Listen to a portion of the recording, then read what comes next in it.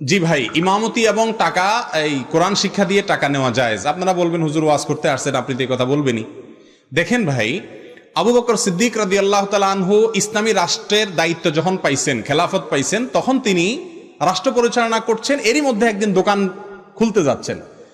তখন এইটি সম্ভবত বুখারীতে বর্ণিত হয়েছে এবং ডক্টর আলিয়া সাল্লাবি তার ইতিহাসের বেশ কয়েকটা বইতে উল্লেখ করেছেন।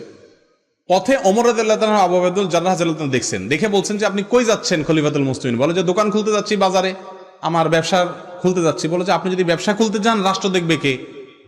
তো উনি বললেন যে ভাই, আমার তো পরিবার আছে, তোমাদের রাষ্ট্রের জন্য যদি সারাদিন ব্যয় করতে হয় বা পুরো সময় দিতে হয় তো আমার পরিবার কিভাবে চলবে?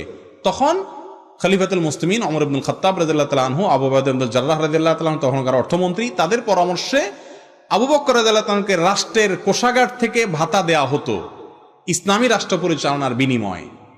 কোরআন হাদিস কি সাহাবীরা বেশি বুঝছেন না আমরা বেশি বুঝছি? কোনো সন্দেহ আছে?